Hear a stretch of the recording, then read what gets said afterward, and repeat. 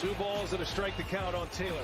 Reyes fires, swing and a drive, deep left field. It's his way back. Walk the ball. Chris Taylor.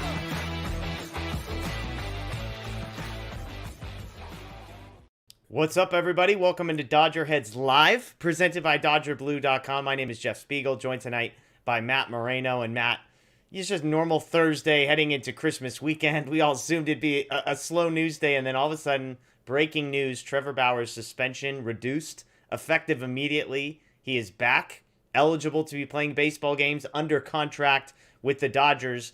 We knew there was a decision coming. Andrew Friedman had referenced how this was impacting decisions made because of their desire, seemingly, to stay under the luxury tax this year. I don't think many people really expected this to be the outcome. I felt like the consensus was that the suspension would ultimately be upheld. But here he is. He's back, effective immediately, and now all of a sudden things get complicated for the Dodgers. Yeah, definitely. It's after MLB sent out kind of their statement on the situation and the ruling from the independent arbitrator. I kind of went back and forth with what I thought. Like, part of me felt like MLB. I mean, I guess I ultimately landed in like you just said, the consensus is I was surprised by the decision because I felt like MLB came down with a pretty heavy hand, the longest suspension in the history of the joint domestic violence and, sexual assault, child abuse policy that they have. And I didn't think that they would go to that length, literally and figuratively, without, being pretty sure that it was going to be upheld. And so seeing now that, it was reduced still to a lot of games, and obviously he's getting credit for time missed, was a little surprising because it basically, it is a little bit of egg in MLB's face. Yeah, and it is still the longest suspension handed down. Here was the league's statement, quote, "Today the neutral arbitrator selected by MLB and the MLBPA affirmed that Trevor Bauer violated Major League Baseball's joint domestic violence, sexual assault, and child abuse policy. After an exhaustive review of the available evidence, the neutral arbitrator upheld an unpaid suspension of 194 games.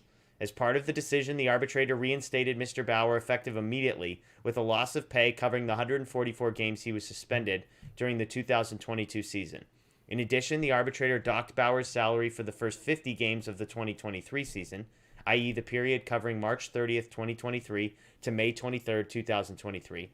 While we believe a longer suspension was warranted, MLB will abide by the neutral arbitrator's decision, which upholds baseball's longest ever active player suspension for sexual assault or domestic violence. We understand this process was difficult for the witnesses involved, and we thank them for their participation.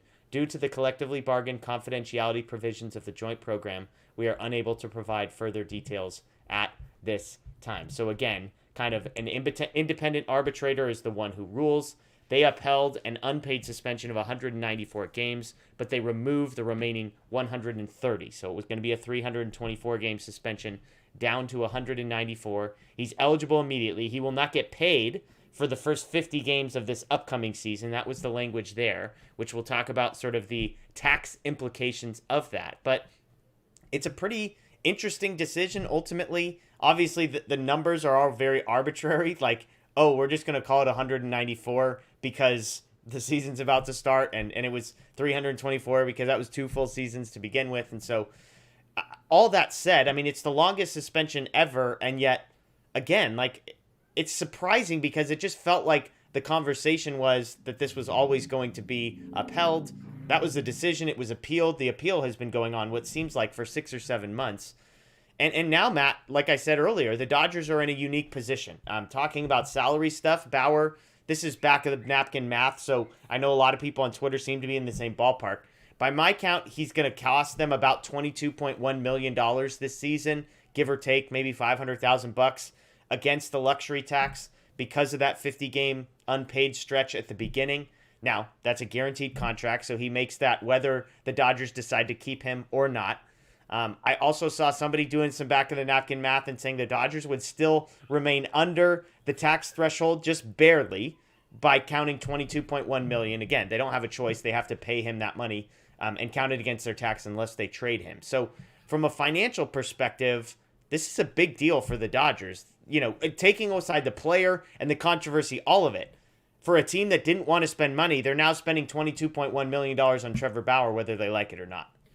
Yeah, I think, strictly from a baseball perspective and standpoint, it's kind of a nightmare scenario for the Dodgers because, like you said, now factoring in his salary and again whether they, I guess the only way they get out from underneath it is if Bauer is traded, which I would be honestly surprised at. And I mean, maybe the Dodgers can work out a deal where they pay like half of his salary at that point, and so it's not totally counting against them, but they still, they get a little more wiggle room. But at this point, like you mentioned, they're right up against the luxury tax threshold, and I think most of us would probably agree they could stand to add a player or two. And I don't necessarily like if you do that and you go over the luxury tax threshold, then all the kind of conservative approach and not spending is all for naught all of a sudden in the blink of an eye. And I think this is something I'm sure that they were sort of a possibility they were anticipating. I think they were, if you ask them just from a PR standpoint, from a financial standpoint, they're probably hopeful that it would have been ruled in, MLB's entire 2-year suspension would have been upheld.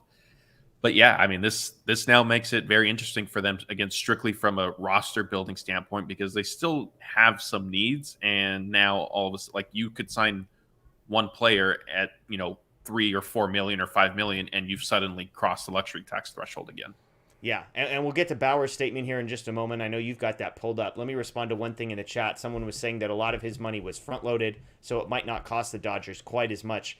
The way baseball contracts work is it's just divided pretty evenly. So even if some of that money was paid up more, the AAV remains the same. The Dodgers statement basically said, we'll get back to you on this one. Once we've got more time practically to respond. Obviously, this coming down at whatever it was, 4 p.m. on the Thursday before Christmas is not great timing for most PR and legal departments. So that was the Dodgers statement. What did Trevor Bauer's agent have to say about this one, Matt?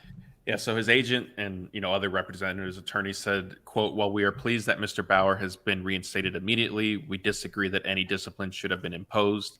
That said, Mr. Bauer looks forward to his return to the field, where his goal remains to help his team win a World Series."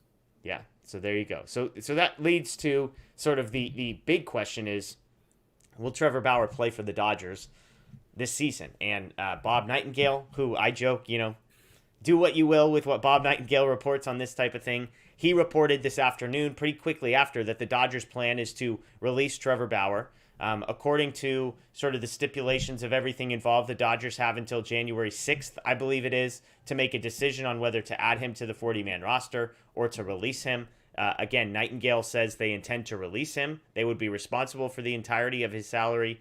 I tweeted a question of, I don't know how the 50-game reduction works. My guess is if they're releasing him, it's because they're going to get the 50-game discount one way or another. But Nightingale says the Dodgers intend to release him.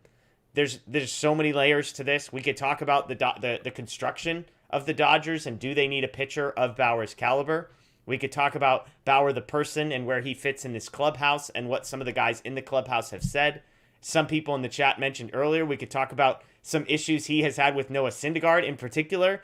On Twitter, they had a Twitter spat about a year and a half ago as well. And so I would not be surprised if Trevor Bauer is released. I think all of the moves that the Dodgers have made kind of since this all happened indicate that.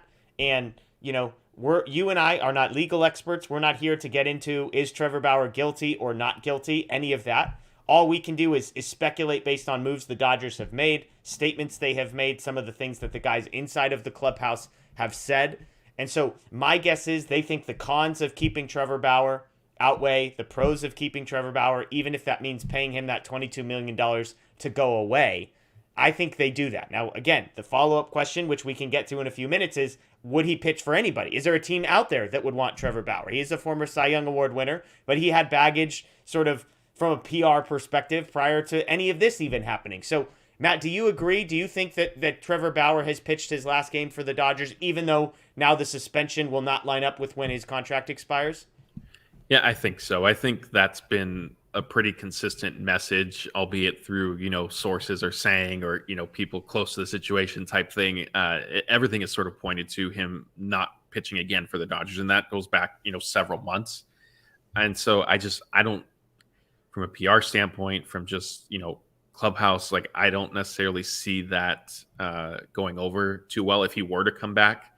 And because of that, and I agree with you, the Dodgers have sort of, made moves to kind of plan to be without him, because otherwise, you don't necessarily need Noah Syndergaard. You don't necessarily have interest in Seth Lugo. And it seems like they were up and they were in the running for Seth Lugo up until the end when he decided to sign with the Padres. And so that tells me that, Bauer probably was never really factoring into their plans. Yeah. Yeah. And again, this is an interesting one because in many ways, well, how do I phrase this? It's similar to the Carlos Correa situation in this regard, is that this is a very divisive topic among fans. And it brings up the question of, do you want a guy on your team who might be very good at the sport, but not somebody that you personally, and you might have people around you that disagree, but not somebody that you personally enjoy rooting for and enjoy seeing wearing your team's colors? And while Correa and Bauer are disliked for very different reasons by, probably similar groups of people, but not entirely overlapping groups of people, it's interesting that the Dodgers' response on the Carlos Correa was what, Matt?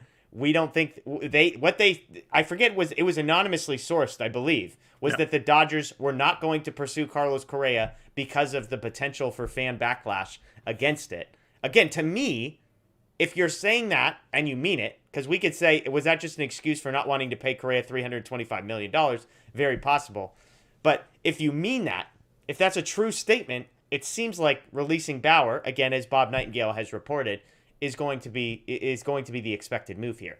Which brings me to, do you think there's a team out there that would want Bauer? I speculated, could you find somebody to take 25% of his salary in a trade? You don't even need anything back.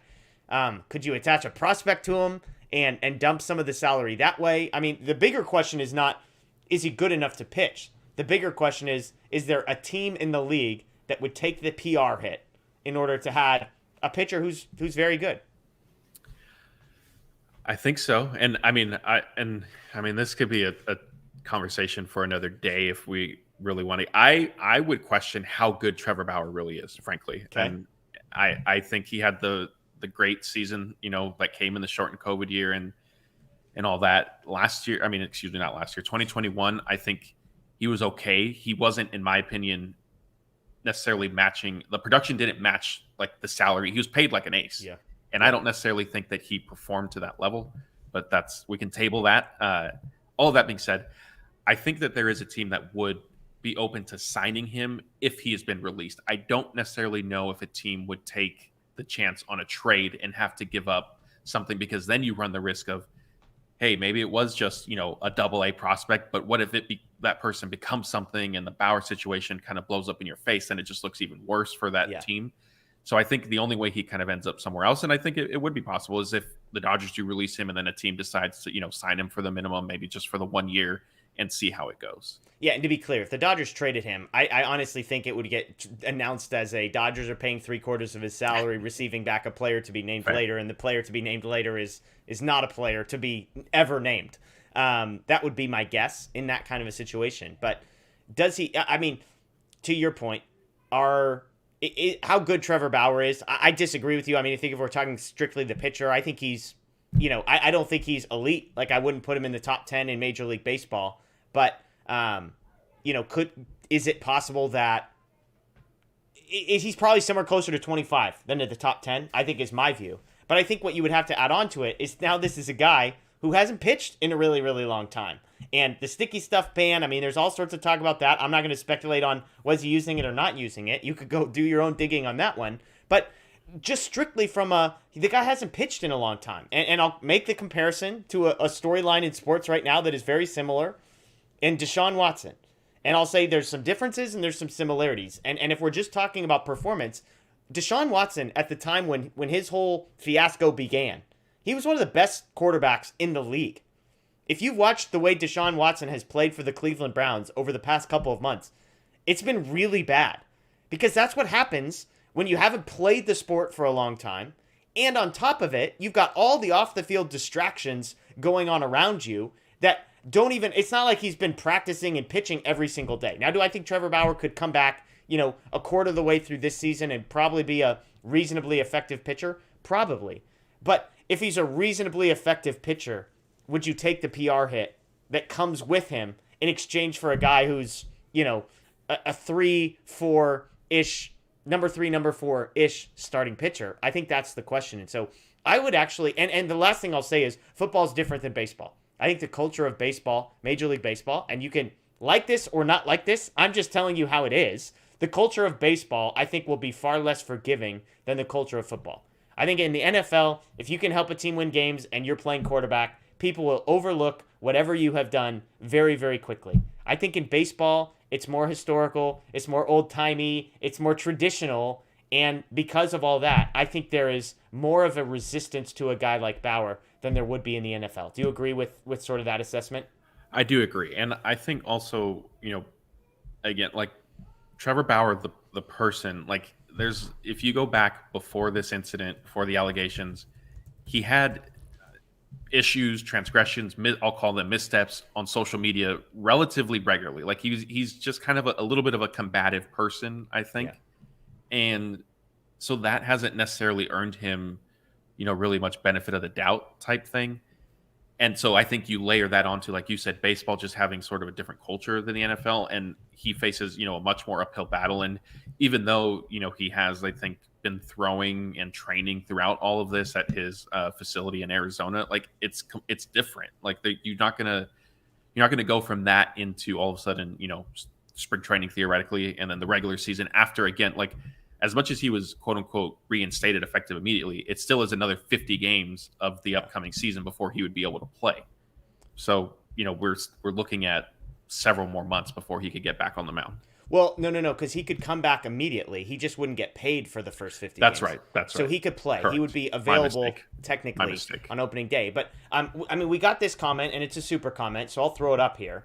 Responding to Matt's sort of diagnosis of, he said he did perform like an ace. Offense can score in his starts. You're making stuff up, is what Gavin said. I mean, you look at his numbers. So Bauer in 2021, it's the only season he pitched for the Dodgers, 17 starts, 107 innings, 2.6 ERA. So that's solid. But you dig a little bit beneath it, and 4.03 FIP, that's one of those predictors kind of looking beyond. I mean, if you go to last season and look at guys who threw more than 100 innings pitched, and where would a 4.03 FIP rank? It would be 81st. That number is tied with Zach Greinke's performance last season. Okay, so Zach Greinke had a 3.6 ERA and a 4.03 FIP last year. So I'm not saying FIP is perfect. I'm just telling you there were lots of people. It's a reminder that what Matt is saying was not necessarily a minority opinion at the time. Even though the ERA looked good, some of the underlying metrics for Bauer were not nearly as good. And again, like, please hear me, because I think the Bauer stuff becomes so polarizing, and I understand why.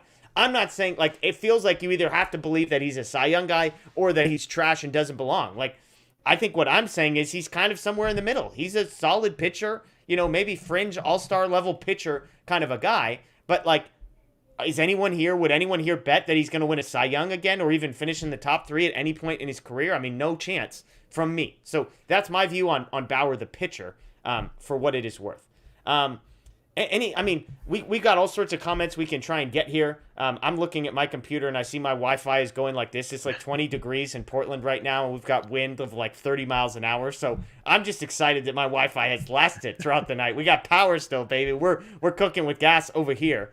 Any last thoughts from you, Matt? We can throw up a couple comments and a couple questions here from the folks before we go. But, I mean, as you look big picture, I think we're in alignment. We don't think Bauer pitches for the Dodgers again. You think he does pitch in Major League Baseball again. I'm skeptical that happens in 2023. I'll put it that way. Could I see him going independent ball or something for a year and then maybe making a comeback in 2024? That feels more realistic to me. That's my view. That's your view.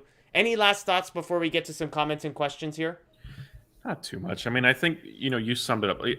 If I didn't intend for my comments to come across as, Trevor Bauer is not a good pitcher, I think the way he was paid is, kind of an ace level. And I just don't see him as that kind of pitcher. If you look throughout his career, he hasn't been. And so, yet could the Dodgers use pitching? Yes. Is Trevor Bauer worth the headache? In my opinion, no. And I felt that way at the time that they signed him, because like I said, his personality type is just not one that I sort of, kind of mesh with or think, getting upset on social media as often as he did. Like, I just, like, what for? Like, you're playing baseball, like, just kind of, take it easy a little bit. But it's unfortunately a very polarizing topic, and the Dodgers are going to be, I don't want to say crushed, but criticized with no matter what decision they make, because there are people, as we've seen kind of in our comments, who want him back and want him on the team. And so if they release him, those fans are going to be upset. If they bring him back, there are also comments that we're saying, he shouldn't be back. And so if he is, then they're in a bad position that I just sort of wish they wouldn't have even opened the door to. Yeah, I love this comment. Matty Man says, "Is it really good that your power is working?" I beg to differ. Matt, we appreciate you watching. You're here again, watching me with my power on. So thank you for your viewership. But to your point, Matt, I mean, I scroll through this. We get Bauer is a cancer. We get I'm canceling my season tickets if he comes back, and then it's the Dodgers would rather win the Nice Guy Awards than actually win a World Series, and that's the dynamics here. It's a really interesting, fascinating sort of dynamic that you have here. Mr. Classic points out the Dodgers do have till January 6th.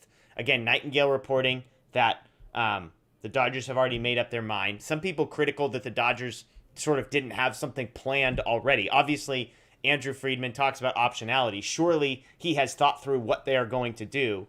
And while all of it was a surprise, they weren't tipped off to, the numbers and that he would be effective immediately. He would be available, that he would not get paid for the first 50 days and all those different scenarios. So some people critical of that. There was somebody posting who seemed to have a background in PR and saying, look, it's Thursday at 4. Like, everything the Dodgers say about this is going to be used in a future lawsuit against them and against Major League Baseball. And so making sure that you get your whole PR team on the same page, you get the legal team to look over statements. I think all of that, like, when I read it, I was like, this makes sense. Now, do they announce something tomorrow on December 23rd? We'll see. Do they announce something next week, right before Christmas and New Year's? We'll see. But the Dodgers have a couple weeks to make their decision here. Do you think this is a quick decision? Like, do you think before January 1st we have clarity, or do you think we find out on, like, January 5th? If you set the over-under at January 1st, I'll go under. I do think the Dodgers don't necessarily want this to drag on too much. And I agree, if with the timing of the announcement coming out, like, I didn't necessarily expect a full-blown, like, that seems like a very quick, like, hey, get to the head of PR and legal and, what can we say? Does this look okay? And yes, it does type thing. And you mentioned Andrew Friedman kind of planning for this and thinking about the different scenarios. I'll even say, and I know, I assume you'll agree, like, this decision with Bauer goes beyond Friedman. It's frankly up at the Stan Kasten, Mark Walter, ownership level. It's not just Friedman deciding, hey, do we need to keep this pitcher on the roster or not? So it's all that being said, though, I do think that we get a decision probably before the new year. Yeah, I agree. I like Andrew says, I'm between a rock and a hard place. Look, we can sit here. I could talk to you about Bauer, the player. If Bauer had no issues and I told you this guy was in the organization and you were already paying him, then of course it's a no-brainer that Bauer, the player, on the field makes them a better team. The flip side is what he's been accused of doing, whether or not you believe him or not. If you don't believe him, that's a really tough thing to get over and to sort of side with him on any of that stuff. And I would add in, just because he helps you on the field, if he is a very polarizing figure in the clubhouse, which he surely will be, does that actually neutralize some of the benefit he provides you on the field? Then there's just the roster construction, like bringing Bauer back gives you very few opportunities to get Ryan Pepio and Bobby Miller and Gavin Stone and Michael Grove looks, because they've had to plan as if Bauer wasn't going to be there for the most part. And so I just think I agree with that previous comment of, I just think it's a very complicated and it's a very nuanced thing. Everybody wants to make it simple. If you want to win, bring back Bauer. If you don't want Bauer, you don't like winning. I just reject the simplicity of that myself. So they won a World Series without him on the roster. So there you go. That's like, yeah, come on. Yeah, I don't know. I'd be curious to hear how people would respond to that. Let's see. We'll see if we can get one or two in here. It's like we got to watch our language here. So so we got to. It's not the easiest thing to. Herman says we've got to pay him either way, so keep him. That's part of it. You're going to pay him, like the $22 million or whatever that we're estimating he is owed. You owe him either way. So again, if we're just talking winning baseball games, business decision, the thought process of Herman here is tough to argue with. So there you go. Dick asks, how much is Bauer's buyout? Bauer's buyout was if he decided to opt out. He could opt out of the third year and get $15 million. He will not be opting out because I don't think he's confident that $7 million extra would get made up. Not to mention that then the 50 game not paid wouldn't apply to the 15 million, yada, yada, yada. So Yeah, there we go. I mean, I think that's it. There's so much. There's a lot of uncertainty. There's a lot to figure out. Again, if you're just joining us, Trevor Bauer, effective immediately, is back. Suspension reduced down to 194 games, which he has already served. He will not get paid for the first 50 games of 2023. His salary has been docked for the upcoming season by just about a third, 50 out of 162 games. And so the Dodgers, that's a guaranteed contract. They have got to pay him that amount. The Dodgers have 2 weeks to decide whether or not they want to have him on the roster. Bob Nightingale is reporting. Again, we joke whether or not you believe Bob Nightingale. I think it makes sense. Whether he's right or not remains to be seen. Nightingale, though, reporting that the Dodgers will release him. So that's what we got, Matt. Anything else you want to add before we close this one out?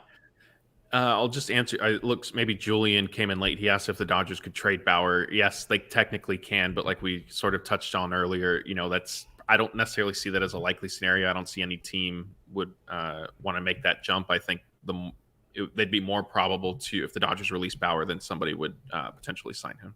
Yeah, Nomofomo says, what would a trade look like? Partial salary pay with whom? Yeah, I mean, if you're the Dodgers, again, if the plan is to release him, which is what is being reported, then you owe him $22 million no matter what. So if you could get somebody else to pay $5 million of the 22, great.